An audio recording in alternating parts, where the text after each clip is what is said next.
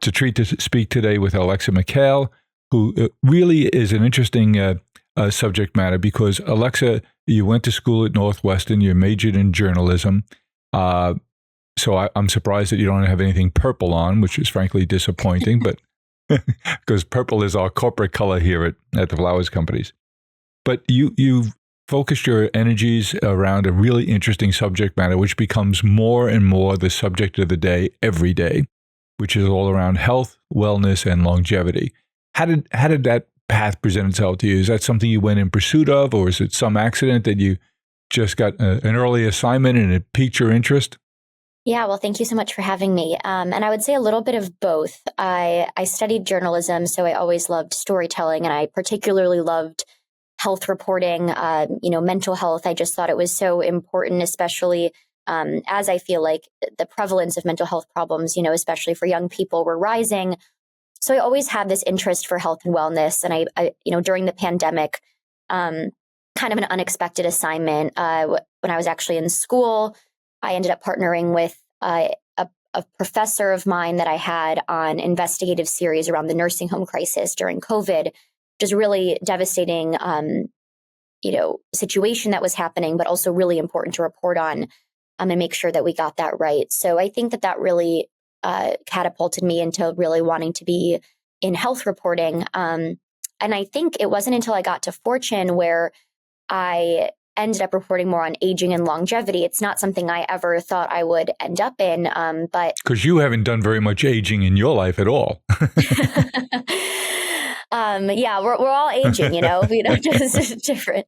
But yeah, I would say that given our audience, they, tend to be leaders, executives, people kind of at midlife. And so I think that there was a lot of interest in how can I play a role in how well I age? And, is there sort of, tips and tricks and keys to like living longer? And is it not as much genetics? And so I think that conversation was really interesting to our audience, and we started to see that. And so then I ended up covering it a bit more. And that was sort of obviously around the same time where we just were really more tuned into just the demographic shift happening where, there are going to be more and more older adults. All baby boomers will be over 65 by 2030.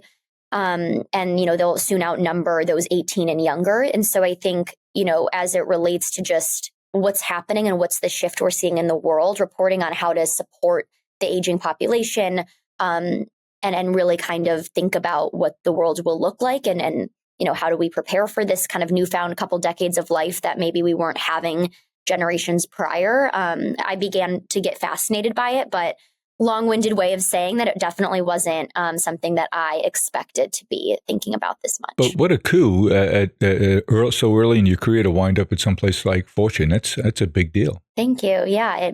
It was sort of also unexpected. I didn't expect to be at a business magazine. Particularly, I actually studied more broadcast. So when I first moved to New York, I was at CNN, part of what was a streaming service called CNN Plus. And then I was part of a pre-mass layoff there when the streaming service ended. It was a bit of, though, for me personally, a blessing in disguise to get back into health reporting. And so that was right about the time when Fortune was launching Fortune Well, which was their first vertical really focused on health and wellness. The world you become expert on, I'm old, so I'm particularly sensitive to this topic.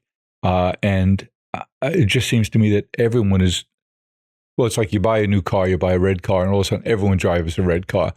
But as I get more, particularly in the last year or two, that I've become much more interested in the whole wellness situation, mental health, physical health, and then to be frightened every day by different things you read. So I have 3 grown children, I have 7 grandchildren, and I think I'm bombarding my family with articles and data every day about don't do this, do this. And I had a disagreement with my son recently when he ordered for his now 7-year-old son, let him order a Sprite. I said, and you were saying you don't understand why it's so difficult to get him to go to sleep at night? You just gave him 7 teaspoons of sugar. But every day it seems like there's a new revelation. Tell me, in your work, what has surprised you about what you've learned and what you think is coming into the fore in terms of knowledge about the health side of our lives? Absolutely. It's a really fascinating question that I'm reflecting a lot about. I think similar to how you pointed out, there's this onslaught of information that we're seeing now around wellness. And I think there's a lot of noise in the space, especially on social media platforms, TikTok, Instagram. You're always seeing the next hack to, hack your sleep, to live longer, to feel better. And I think it has surprised me just how big and how fast this industry has grown, and just the interest in this space. I know that I don't know what it is off the top of my head, but even just like the anti-aging marketplace is, a multi-billion dollar growing marketplace. And so I think that has really surprised me coming into it. I also think something that I'm grappling with and thinking a lot about is, there is this sort of individual pursuit for wellness. But I sometimes think that it has, gone to an extreme, and that, what I'm also hearing from experts is that it's also really important to think about other aspects of wellness, such as social health, such as connection, such as the importance of, maintaining strong networks and giving back and volunteering. And so I think, in the conversation of wellness, I'm actually really interested now in bringing it back to some of those core pillars of really what does influence our happiness and our wellness. And it's not always individual pursuits of self-care. So that's just been sort of an interesting, learning for me, I guess, throughout this space. When you talk about the importance of relationships, that's one thing that I've become keenly interested in the last couple of years, is how important that is. And you can view your health in a number of different aspects, but it is just so blaringly obvious to me, Alexa, that people who have a good social fabric are just happier and healthier than those who don't. Loneliness is the hidden killer, in my opinion. And there are so many more people who I think are lonely than I would have ever guessed before. And here you are, you live in New York City, but people in New York City can be lonely in a crowd. Absolutely. I mean, it's not about being around people. It's sort of an internal feeling of feeling alone and not feeling, a part of something, really feeling like you have people to lean on. So I think it's something that is really prevalent, unfortunately, in this day and age. And, the former Surgeon General really was the one to call it the loneliness epidemic. And I really thought that was remarkable on his part. Yeah, absolutely. And I don't think that's something we've seen on the public stage. And it's hard to hear that that's so prevalent, but it's also something that at least there's more resources and we can do something about it. But it's interesting. I think that, there's also a really great book called The Good Life by two professors, and it's the longest study on happiness to date, where they really find that as following people at the end of their life. 80 years. Yeah. At the end of their life, what they say is that it's really the strength of our social connections that determines our happiness. And it sounds simple, but it really is true. And so I think finding ways to get back to that, to feel a part of a community, especially after we had the social isolation during these hybrid remote work times and high mental health struggles among people, I think it's so important to actually really root wellness within this other realm of social health. So with all the work and research you do, what's your daily routine like from a health point of view? Do you take supplements? What are your thoughts about supplements? Because you hear a dizzying amount of information online every day about you should be taking this supplement. We don't have enough vitamin D. You don't have enough magnesium. But not that kind of magnesium. It should be this kind of magnesium. How has it changed your personal decisions and lifestyle management? Yeah, absolutely. I think for me, I really think about more lifestyle than I do supplements. And, I'm not an expert in supplements and I don't tend to write about it too often. So, that's not something I've kind of gone down that rabbit hole. But I would say in terms of lifestyle, moving and exercising is big for me. I'm a runner, and also I've started boxing. So I love to box and just try different ways to move, and just it's something that has always calmed my stress, my anxiety. It makes me feel awake in the morning. That's something that I just is kind of a non-negotiable for me. I think as well, it's something that I always know that I have, but I think something I'm working on is, more maybe around sleep and around also stress and meditation. And I can always run, but I also think it's important to find ways to slow down, to focus on my breathing, to even try to meditate a bit. I don't have good patience, I feel like, so it's something I'm really working on. So I think, when I hear and talk to experts and they, talk about maybe more novel approaches to aging well and things that might cost a lot of money, they always tend to also just underscore that like it really is the basics first, and the low cost basics, which are, moving, eating well, sleeping. And yeah, I think another big part of that is staying really connected. Like I see that as a major pillar of like my daily routine or weekly routine. I live in New York, but my family's in Michigan, and I'm really close with my parents and my siblings. And so just always like staying connected, having phone calls, building community in New York, like that is how I see sort of wellness in my mind. I mean, it's interesting. I've tried a few, of these sort of biomarker tests, something kind of where you can go and get more information about your health. And I do think there's validity to that, depending on what you're looking for and taken. It might say, oh, this nutrient is low and maybe you need to do this or do that. And so I think there's validity in that. And so I've looked into that a bit, but I do think any type of thing to counter, a test you're seeing is really around like whole foods and finding ways to first and foremost prioritize that. So have you changed your eating habits? I don't know. I would say it's funny. I think I get asked a lot, since covering wellness, like if I've kind of become a biohacker myself. I think, you could argue my routine is that, I like to get up and work out and, sometimes use a sauna or, meditate. And then I have an Oura ring. Cold plunge? I've cold plunged a bit. I don't do it super regularly. But yeah, so it's like you could consider that. But I think also it's all about balance. Do you eat fast food, Alexa? Sometimes I do, yeah. No, but I would say I really stick to, I don't eat red meat. I really focus on, kind of like the pillars of a Mediterranean diet around, fruits, vegetables, things I love to eat, recipes I'm excited about. I love to cook and have home cooked meals with my roommates. So yeah, I think that, but I also think, not being overly strict is also important. Yeah, and just kind of not demonizing food is also important to me. And what you as an anchor of the media community have such an influence on all of our lives. I think back to when I was a kid, which is 100 years ago. But my grandmothers, my grandfathers weren't around. My grandmothers were old people in their 60s.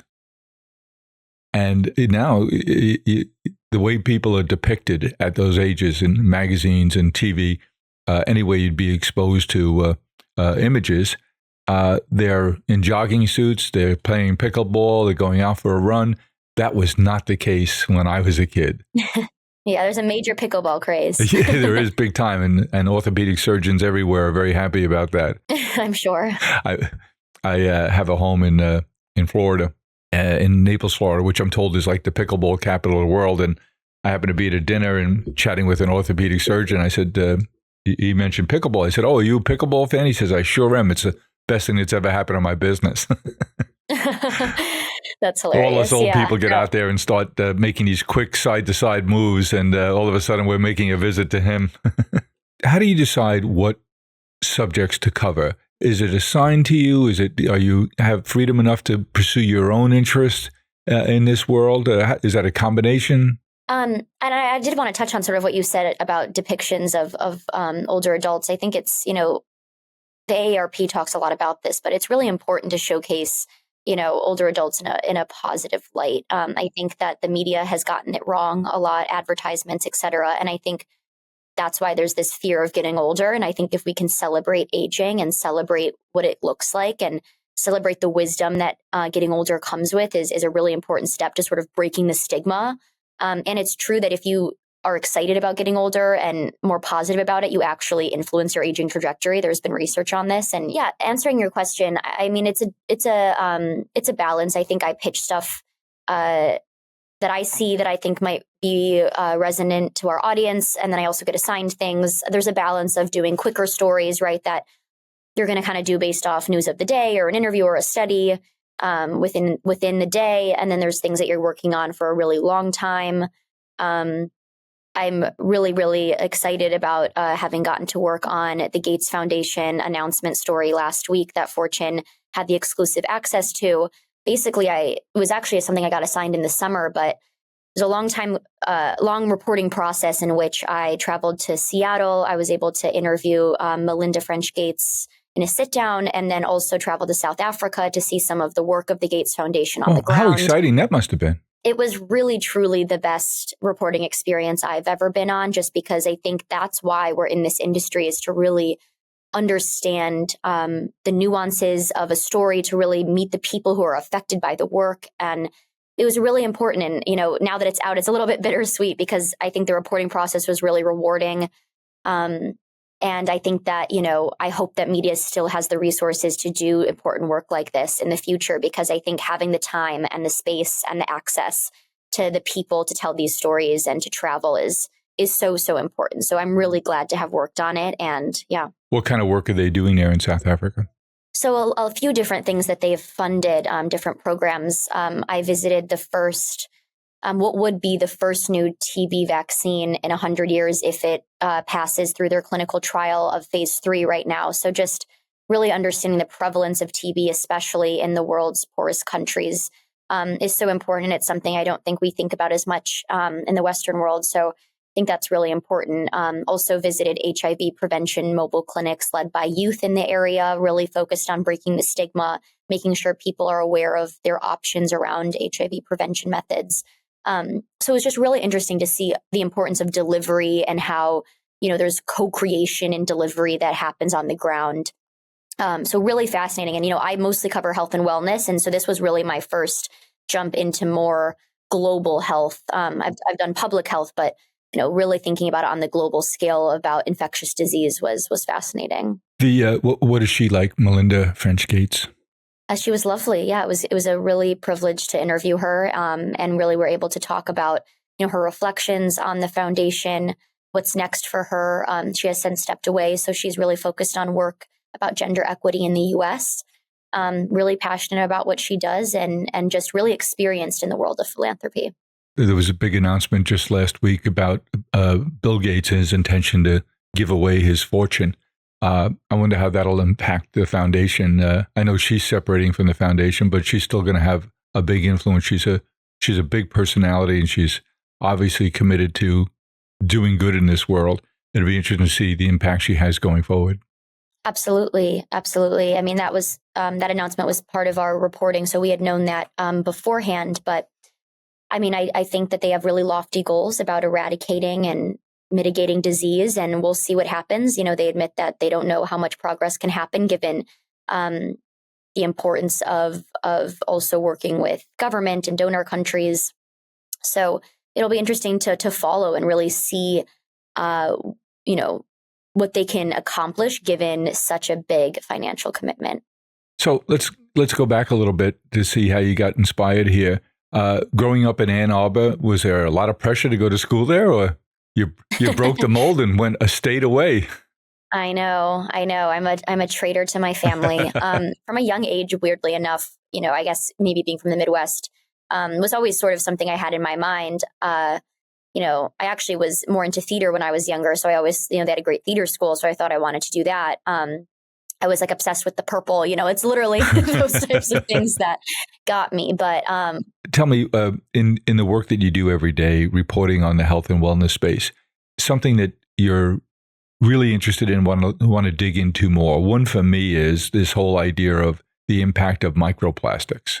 Yeah, our team here at Fortune I haven't as much, but I do think that's very much something that we're thinking about and hearing. And I think that's exactly an example of, something that, okay, we're seeing this, researchers are talking about it, experts are talking about it. Now, what does the public need to know? And is there a habit change that needs to happen? So I really think kind of what we think about is like the day two story of, okay, what do people need to take away and potentially, take into their life in a meaningful way that could help them. I know in my household, we've done away with our plastic carving boards. There's always stuff coming out, and I'm like, you're never safe, but it is important, to obviously not fearmonger and add to unnecessary noise, but to also educate and give nuance to the situation and potentially give guidance when it makes sense. Strange kinds of cancer increases in strange kinds of cancers. Like I know of a young man, late teens, who was diagnosed with colorectal cancer. And I had occasion to be speaking with a scientist at one of the big pharma companies, very nice man. And I asked him, what do you think is causing this increase at young ages? It used to be only older people you heard that about. And he said it's not his area, but his thought was that he would, if he was doing the research there, he would probe on this microplastics idea. He thinks that we're consuming a great deal of them, even though we don't realize it. And he said the body just doesn't know how to react to it. And he said that would be his guess as to where to pursue research. Have you done any work in that area?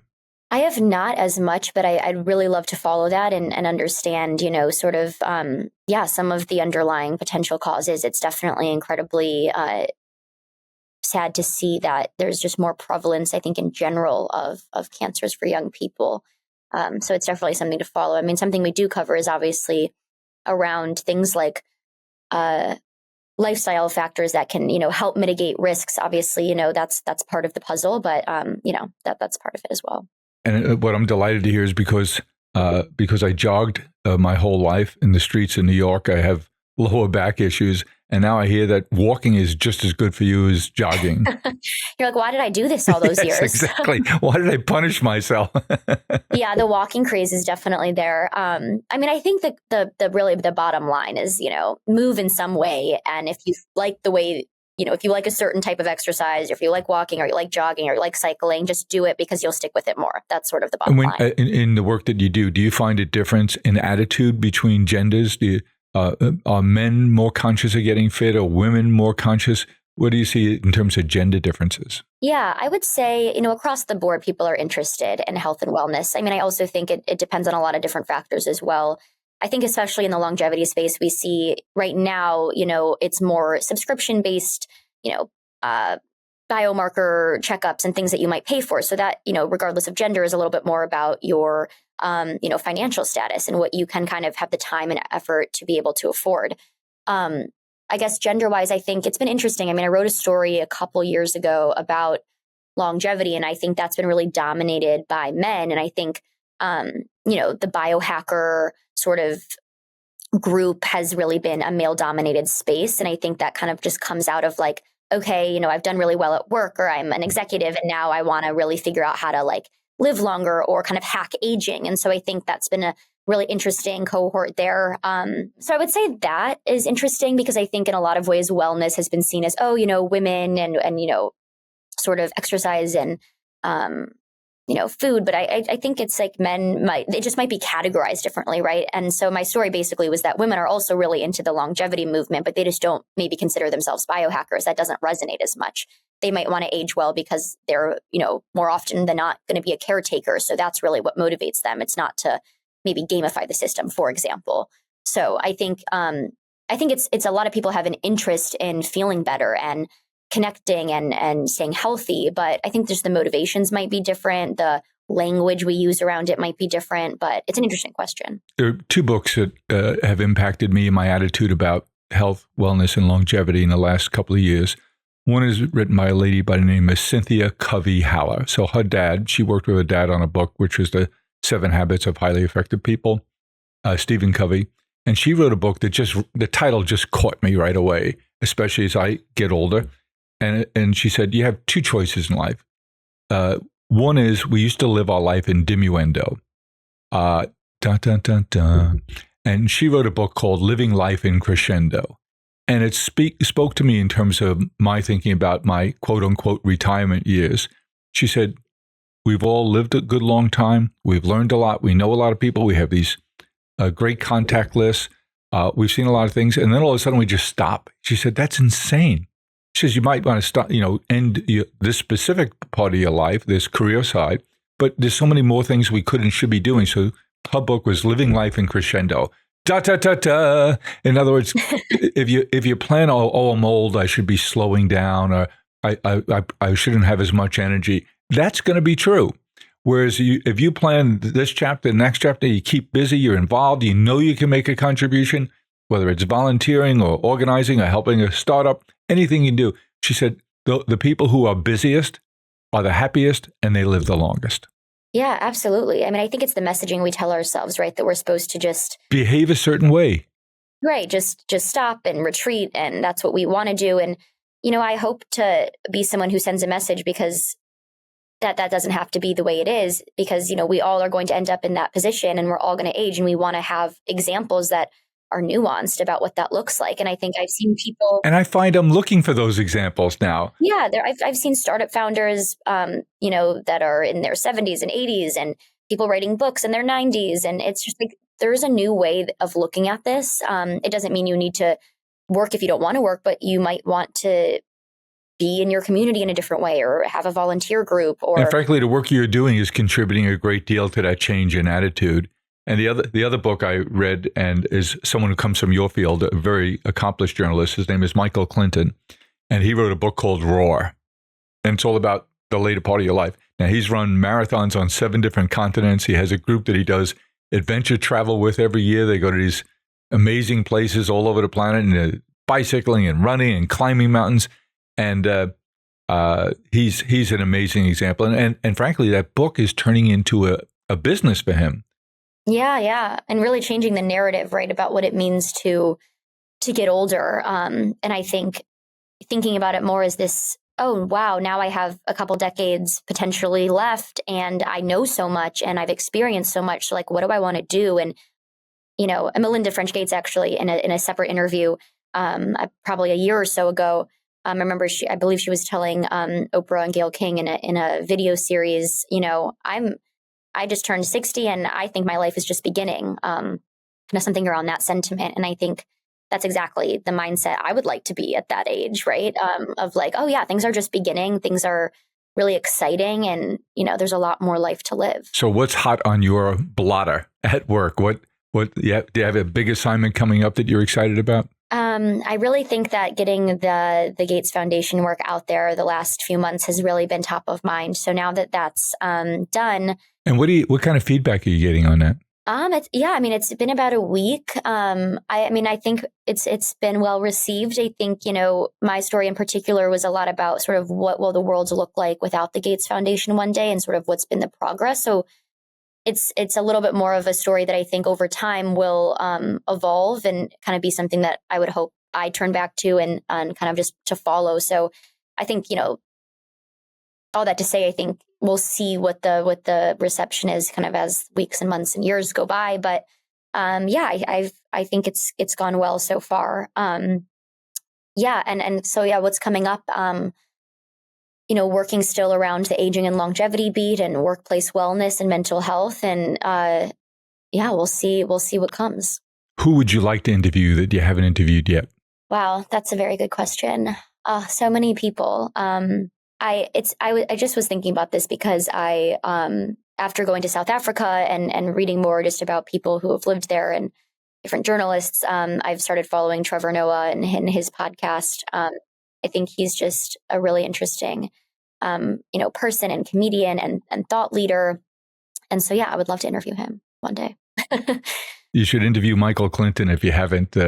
Yes, I actually went to an event with him. He's terrific. I have all the time in the world for him. He's doing some really great stuff.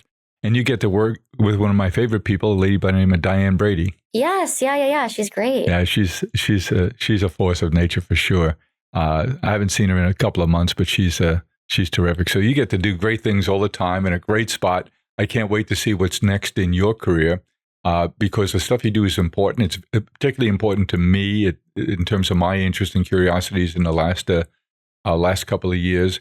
And so I can't wait to see what the next thing you do is. And I hope we get you to one of our Worth events and get you on stage interviewing other people that you haven't interviewed yet, but maybe you want to. We'll get you an opportunity to do that.